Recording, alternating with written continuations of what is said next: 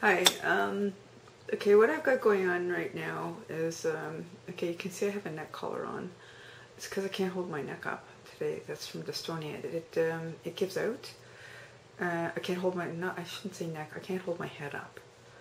I keep saying neck. Well, I can't hold my neck up either.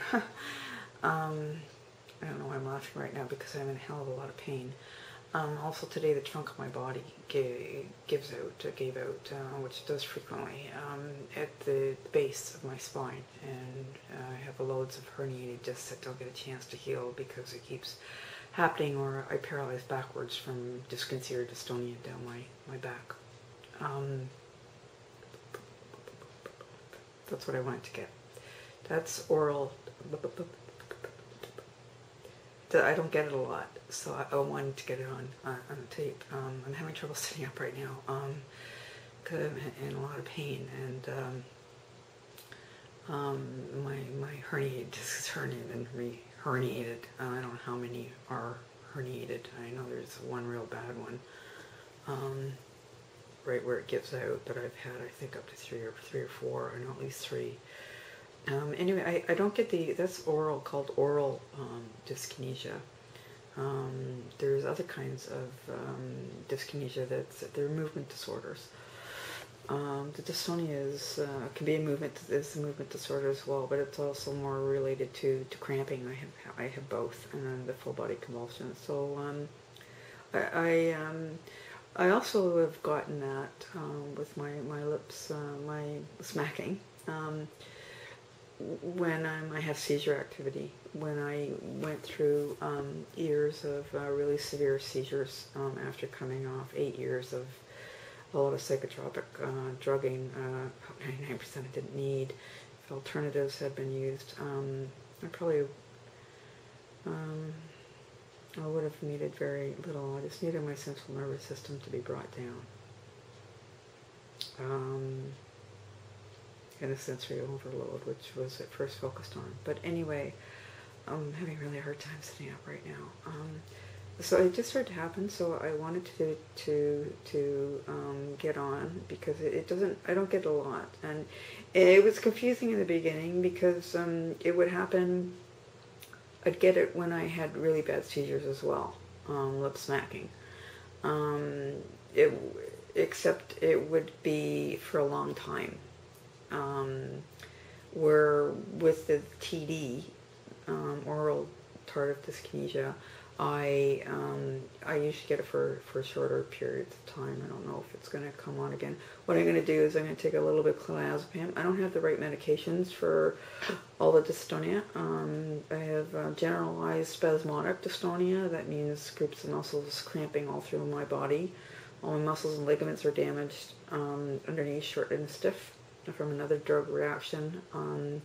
I've had acute dystonia, lead pipe dystonia, and the acute dystonia started all damaging my muscles and ligaments in the trunk of my body, and also starting the full body slower rapid jerking, which is very well described under myoclonus dystonia if you look it up, except it says it's genetic, and mine started with medication. So I was told by a psychiatric nurse that was sent into my home that it was a weird kind of full-body dyskinesia. But they put down on the records to cover for the doctors and hospitals that was purposely controlled movements. Those movements I wake up to every day. So there goes again. I've seen a video of this on YouTube of somebody. She's getting treated properly for it. She was on clonazepam, which is fatiguing. I get anger and hostility on it as well. Depression, and it clogs my lungs. And I need actually a much higher dose than I am on. And I was repeatedly cut off. I was cut off everything in 2004. But they gave her Valium. That helps. Has to be a lot helpful for the dystonia as well.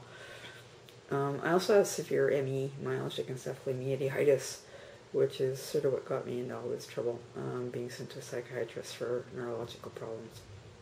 I didn't have that much depression.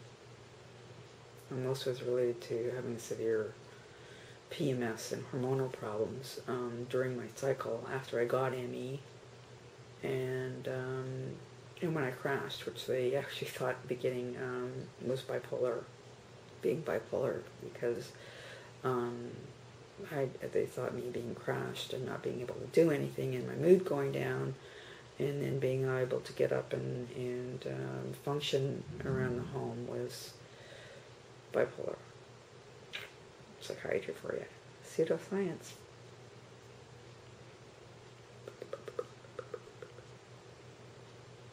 Can't help to get some of my own dialogue in there, eh?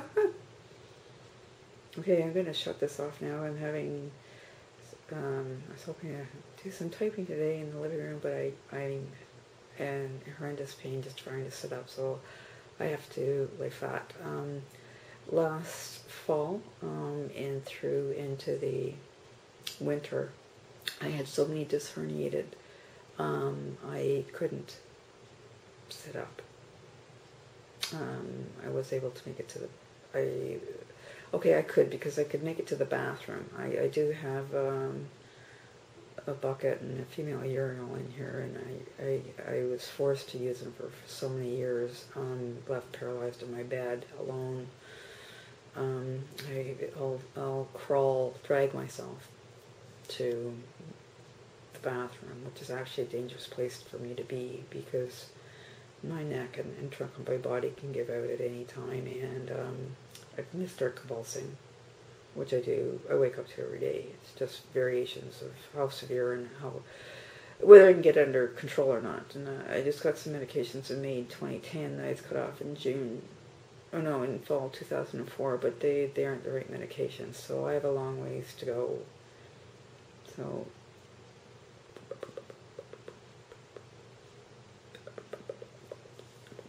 my movement disorders are building up. That happened with the benzotrophine. That was drugged to reverse the extent of the severe muscle ligament damage, and then I was given amantadine with it, which caused, it's called lead pipe dystonia, which you can see in the green video, the second green video, except my arms were frozen in the air before that as well. Yeah, like lead pipes. I'm still rigid a lot of times. It's not that noticeable, depending on when I'm on or even eating. There's amino acids that affect me really adversely and cause me to be more rigid.